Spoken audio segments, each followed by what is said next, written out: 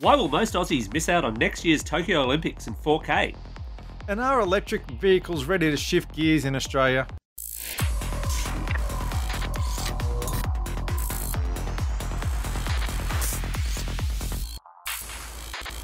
Vertical Hold is proudly sponsored by Casa Systems, taking Australian technology to the global market. Welcome to Vertical Hold, behind the tech news, where we talk to Australia's leading technology journalists to get the stories behind the news of the week. I'm what's left of Alex Kidman's lungs after a few weeks of Sydney air, and I'm joined by the somewhat healthier lungs and presumably other body parts of Adam Turner. Adam, have you got some spare oxygen down in Melbourne you could send my way? Sure, I'm sure we could do you a deal. As the Ferengis say, a friend in need means triple the profit. I might just have to pay. We're also joined this week by Jason Cartwright from TechAU. Jason, welcome to the show. How's the air quality in your neck of the woods? Thanks very much, guys. Yeah, doing well in Wodonga, not a problem at all.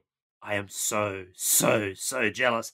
But not even my inability to breathe can stop the good ship Vertical Hold. And a little later on, we'll be looking into what Aussies were searching for in 2019, apart from clean air, as well as the EV future in Australia for 2020. But first, over to the sports desk. Wait.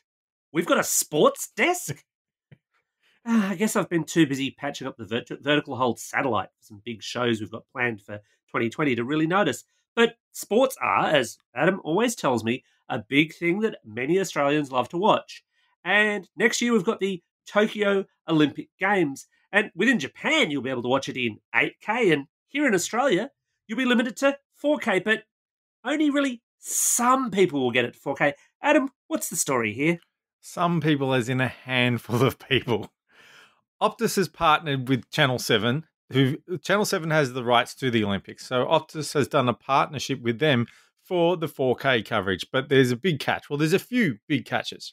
Firstly, you can only watch it if you're an Optus customer and you have a Fetch TV Mighty set-top box, which is their 4K box, which is not too big of a problem because they're a pretty good box and they're not that hard to get. They're not that expensive. The real killer, though, is you don't just have to be an Optus customer. You have to be an Optus 5G home broadband customer, which is practically nobody. Jason, does this sound like a fair deal to you for Aussie sports fans? No, absolutely not. I think this is really disappointing to see the 5G being used as a chess piece in the battle here. I think we've all sort of invested in 4K displays now, and we're really not going to be able to take advantage of that next year. And being 2020, you kind of expect that it would be at that point where most of our content would be 4K. But unfortunately, it looks like a lot of it won't be. And even, there's international broadcasters like NHK for Japan doing 8K. So, we really are kind of lagging behind now. Can I do the devil's advocate thing? Because I think the regular listeners know my general sports attitude.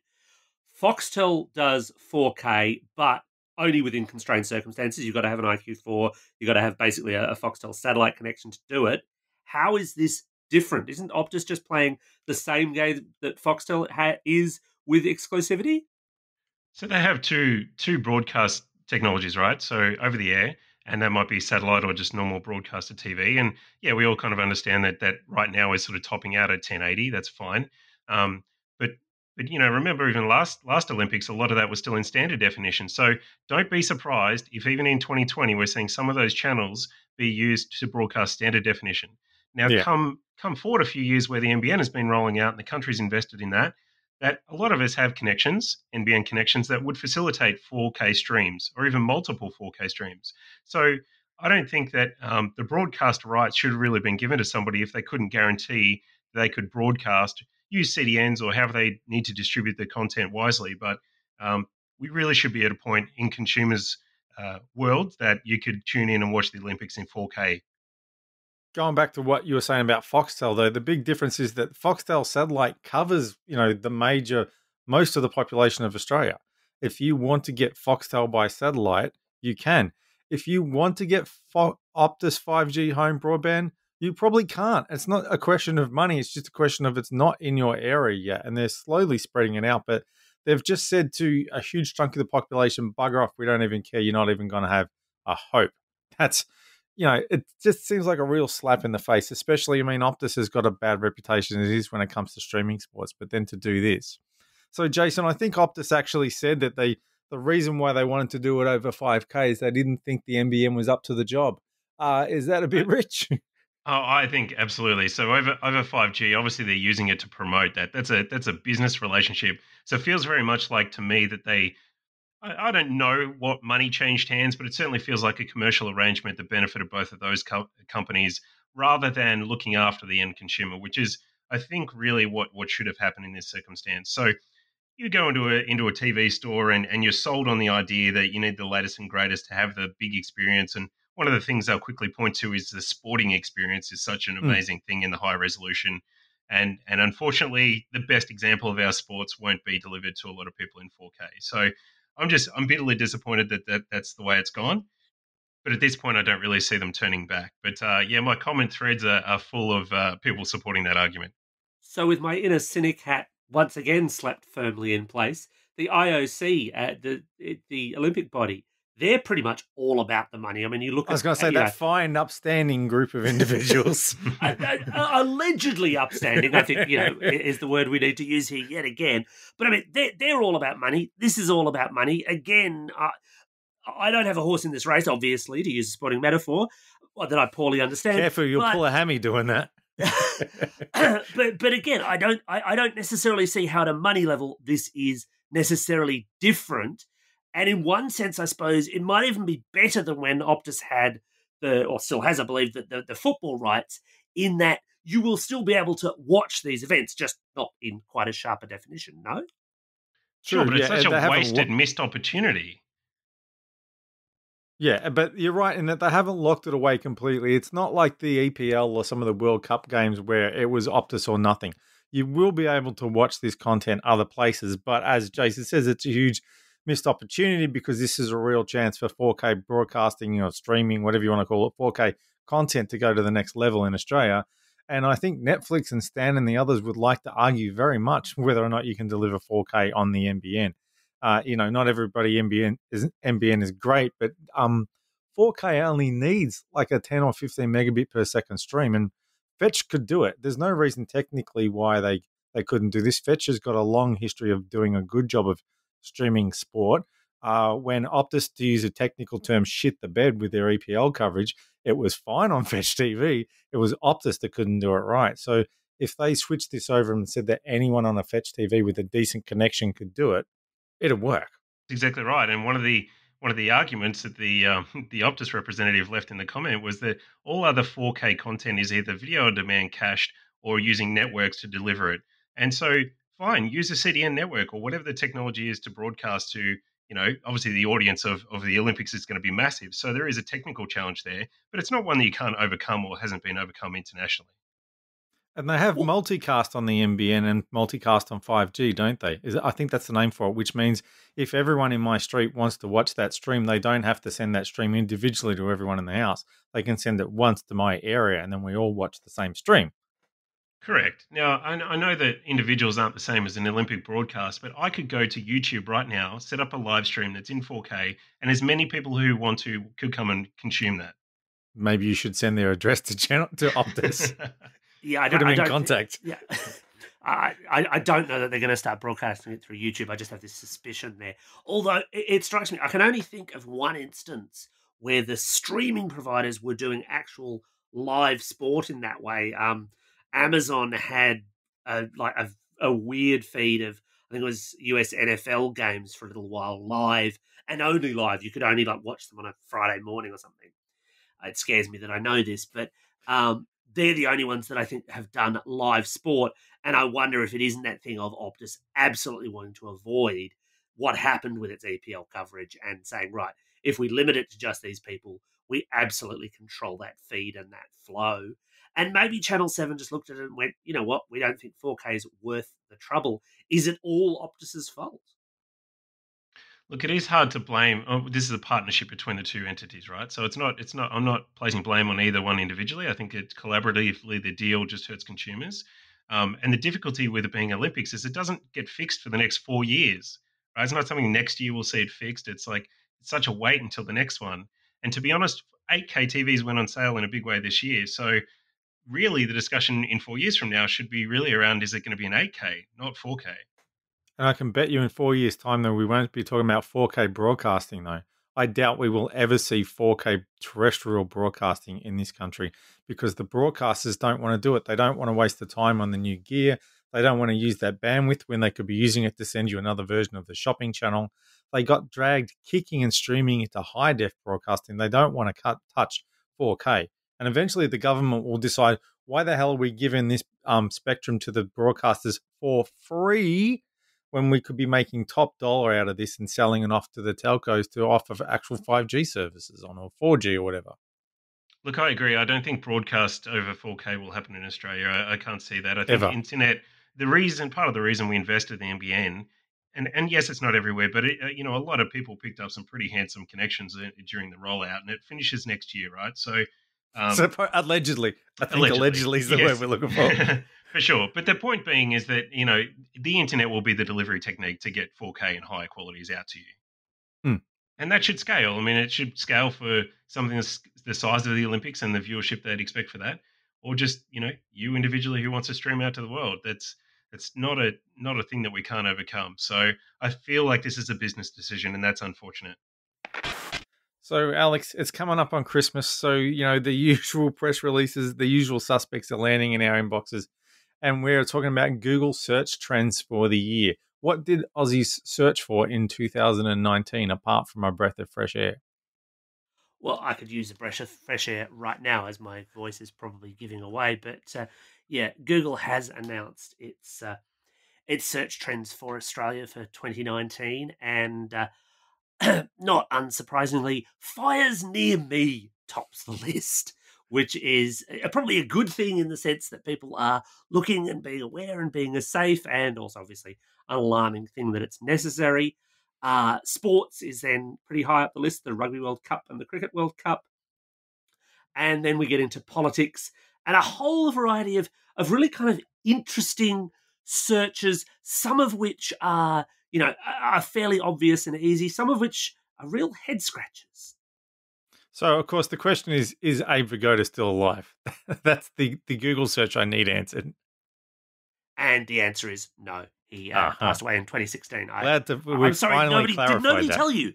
Did nobody tell you?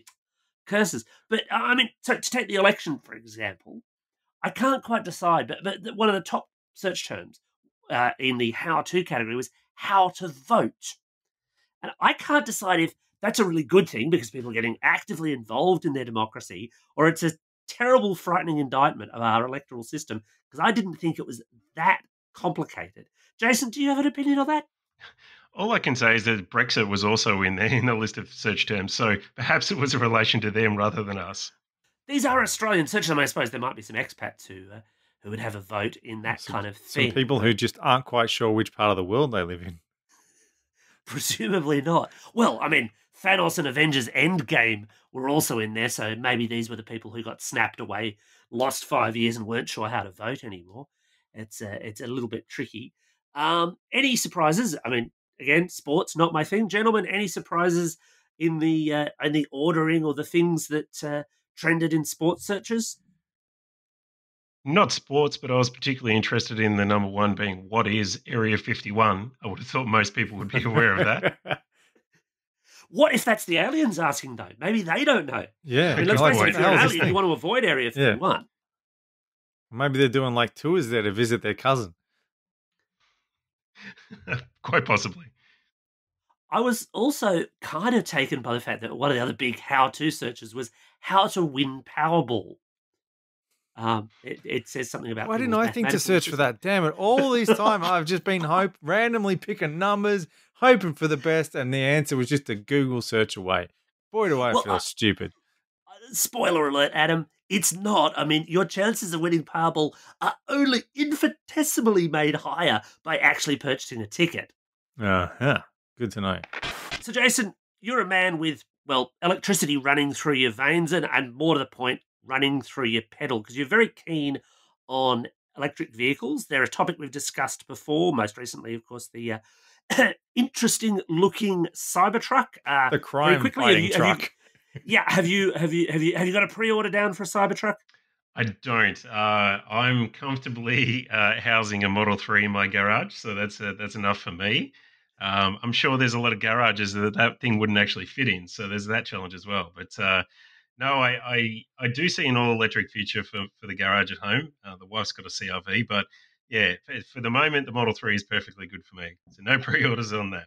Uh, There's a fairly common conception, and I've kind of really only dipped my toes into researching around this, but there's a fairly common conception that Australia is a bit behind the eight ball when it comes to electric vehicles. Is that fair?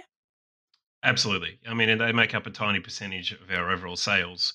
Those sales also dipping fairly considerably in recent years. But yeah, so we are early days, I would say, in terms of the sales. But the other sort of contributing factor, I guess, is a lot of people consider the recharging network being a key point of difference. And our government really hasn't invested in a big way to help that situation, whereas other countries like Sweden and those sort of good examples where they have much higher EV uptake, they certainly have invested in that infrastructure. So it's hard to travel, say more than 100 k's and not be inundated with charges, whereas that's not the case. I just yesterday drove to Melbourne and back from Wodonga, and we've got the charging station in Euroa, but none of the other sort of petrol stations along the way have that facility. So you do have to make some sort of allowances and think a little more with an EV initially, but really the car helps you do that. As soon as you plan where you're going, you put in your destination, it tells you you're going to need to spend 15 minutes here charging. Guess what? You need coffee and you need to stop anyway, so it's not really a hassle. So one of the maybe the misconceptions, I don't know, but I kind of working on the assumption that electric vehicles are still expensive because I'm a guy who's never bought a new car and probably never will buy a new car in his entire life. So I will never, as much as I wouldn't mind owning an electric car, I wouldn't. It would never be on my radar until the affordable ones are on the second-hand market. But how affordable are they at the moment, and how far away do you think we are from electric cars trickling down in the same way that traditional cars trickle down? Yeah, look, I don't think your initial assumption is wrong. I think they are expensive right now. That sort of limits their appeal to a certain demographic. There is no $30,000 electric car in the country. They initially start about 50.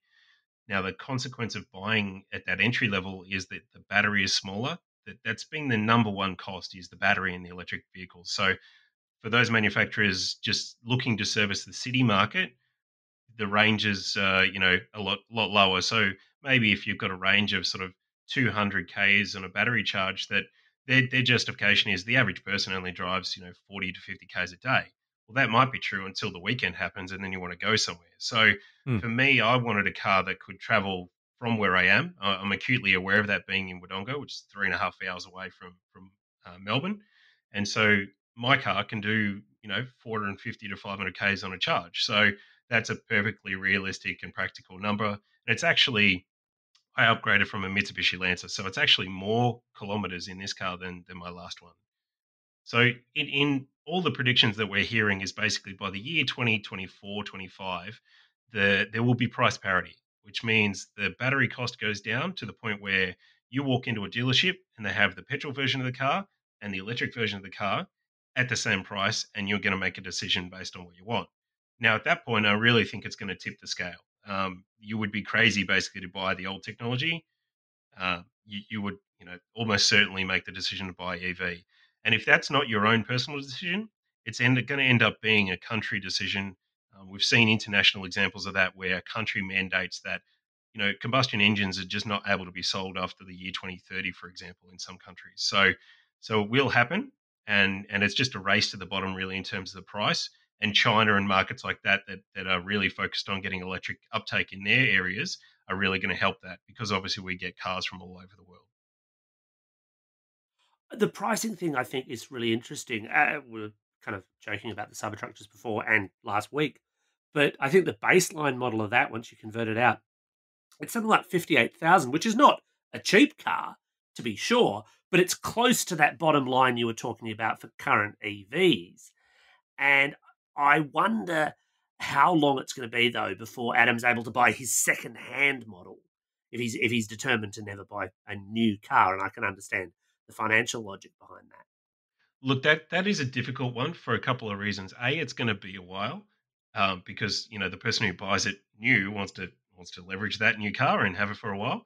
But the secondary problem to that is the battery's age and use will have been clocked up over those years that it was brand new. So buying a secondhand EV, I think that's fairly difficult sell because if you said, okay, we understand the warranty is say maybe 8 years, practically it's not going to fall off a cliff and stop after 8 years, but the mileage and the range available in that battery as cells die is going to deteriorate over time. So, if my car in 10 years is still getting 400 plus Ks, I'll be impressed. But and if that's a smaller battery and it's dropped to 100 Ks, well kind of good luck selling that, because the thing you got to remember in the next 10 years, the battery technology is going to evolve to the point where they're getting longer and cheaper, and so selling your EV might be a difficult prospect. The harder thing because will the be new one selling you you. buy would be so much better. Yeah, better can go Yeah, further. It's cheaper, right? So that's the yeah. technology piece that we've seen in technology. That's always the trend, and that hasn't been the trend in internal combustion engines. And so that's almost the biggest issue I see is if you buy a normal car today, good luck selling that in 10 years, right? The purchase price, you should not be counting on getting any kind of resale value for that thing. And the other big component of that is not just EVs, but EVs and autonomy go really well together. So if your car can't drive itself in 10 years, I think you've got a huge issue as well. I think the autonomy story is probably the stronger side there, though, because there's almost a cultural thing. A lot of people, I'm not one of them, but a lot of people work on this kind of 3 year rolling schedule of I'll have a car, I'll trade it in, I'll get a decent chunk back on my trade in price. You always lose money, but people kind of accept that. If an EV, or and you're right, or a petrol engine is not going to do that anymore, that's, I think, going to change the economics of that market pretty significantly. Massively. I think if you're in that market, you are ripe for the picking of a rideshare service and not actually own the car anymore. I think that goes away. I think you're more likely just to work at the numbers. And maybe you're already doing that on a service like Uber, but a service like Uber without the driver becomes infinitely more affordable. Each one of those rides would cost less, which means you're more inclined to go that way. So if you're in a market where those kind of services are available for you, um, car ownership would look very different for you. And that's a big cultural jump because, as someone who drives in Australia's most populous city, an awful lot of people are in love with the idea of being behind their own wheels. Look, I'm a driver, right?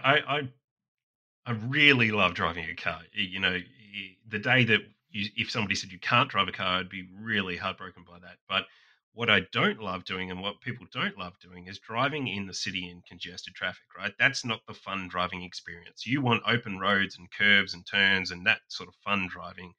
Um, so I think there's a great opportunity for just get me there, that A to B transit, but also maybe we start to see more tracks pop up and the weekend, you go to a track and have some real fun in a car. But I don't think people enjoy traveling. As I said, I was in Melbourne yesterday and it reminds me why I don't live there.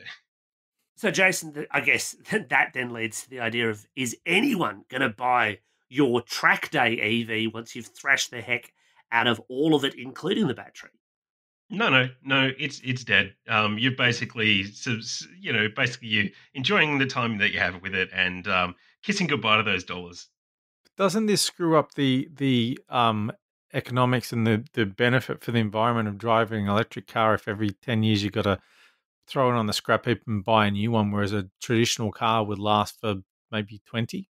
Just taking a Yeah, guess. I get so okay. So I guess I was being a little bit facetious with that. Really, what will happen is you would have a battery exchange. We're already seeing there was a Okay, yeah. person. A good example of that is that very early Model S owner has clocked up more than like 1 million kilometers in the car or something crazy, and he's on his third battery. And so obviously each battery is bought, it's got cheaper, and he can go further and that sort of good stuff. So that's the realistic trajectory is, and unless there was something seriously wrong with the car, you're really switching out tires as they go bad, and then the battery will have enough smarts in it to tell you, hey, I need replacing. Or maybe you just get to the point where you think the range is not what you need and you replace it for that reason. But yeah, the car itself, I think, will be good for quite a while. And the rest of the electric powertrain, I mean, Tesla are really the only one really talking about the future of theirs, but they're getting So I know they speak in miles, but 300,000 miles, but they're engineering the new ones to do 1 million miles. And that is really with robo taxis in mind. So these are going to be clocking up, you know, thousands or tens of thousands of kilometers every week. So that's the sort of trajectory we're on. Before, in the pre-Tesla days, in fact, you mentioned switching the batteries out.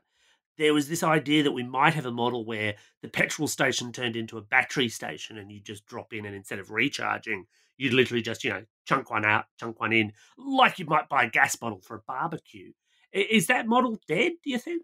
Yeah, it is. Yeah, I mean that may work in like motorbikes or something like that. That is fairly easy to switch that out. But the compromises to engineer the car in a way that it was removable from the bottom and then replaceable from the bottom, the compromises you needed to do in that, I believe, were just too great, and so they've moved away from that model now, and maybe the extra expense to engineer it that way as well. So the net effect is the batteries will last long enough to be in a car for 10 or 15 years. So there's not really that same need to do that. And recharging is the other thing that's evolving at an incredible rate. So the time taken to recharge, it made a lot of sense to do the battery swap because they could obviously charge them up while you weren't using it. You drive up and get your charged up one in there. That was the idea for it. But in reality now with super fast charging, you can recharge in 15 minutes, 20 minutes, half an hour maybe. So, how much does owning an electric car and having solar panels on your roof tend to go hand in hand? I would like to say that's my experience, but unfortunately, I don't have solar yet. It is something that we plan on putting on the house, and probably a battery as well. That's just an economics game, and right now that hasn't added up for us, so we haven't gone down that path. But many people do, right?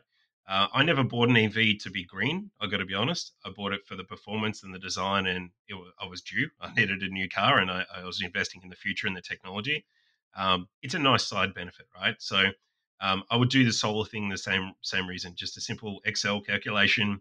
Um, you're spending X amount of power per year. If you put solar panels on, you could save this much per year. So that's where I'm at. But yeah, that's the dream. You should throw the solar panels on the roof and you charge your car from that, and then you could say to the world, "Look, I am off the grid, and I have all my energy needs. I'm self sufficient."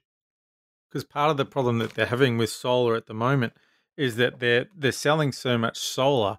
There's so much solar being put back into the grid that they just don't actually have enough demand for it. So you get it in this shoulder period where certain cities excluded. It's not hot enough for everyone to turn on their air conditioner yet, but there's enough sun for all this power being produced. So it would seem that maybe solar vehicles, electric vehicles might be the answer there, and then it'll just be keeping more of that solar rather than them putting it back in the grid.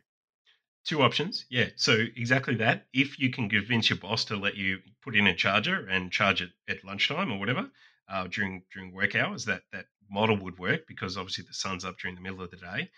But the great thing that is coming in a big way is the battery prices drop for cars. That's battery prices dropping for everything else batteries are used for as well. So Yeah. at mass scales, that battery storage is the huge shift in the market that allows you to really transition the power from when it's collected to when you need it, which is exactly you're talking about peak demand being at sort of when you all get home from work, so 6 o'clock to 9 o'clock, whereas the peak collection is say 11 o'clock to 2 p.m. So you really want to time shift that the collection to the usage, and batteries are the solution for that. Well, that just about wraps up another episode of Vertical Hold.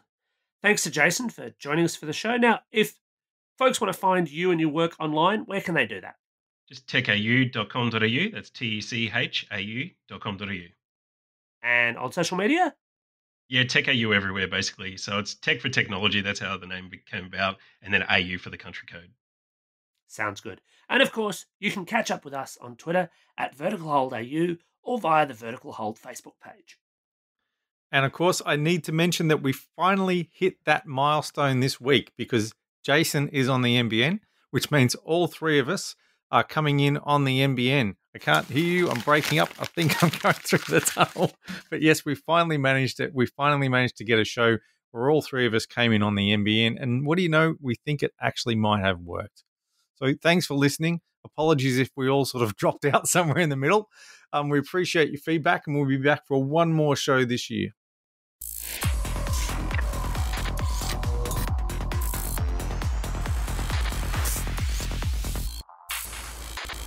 Vertical Hold is proudly sponsored by Casa Systems, taking Australian technology to the global market. Why will most... You idiot. After you, sir.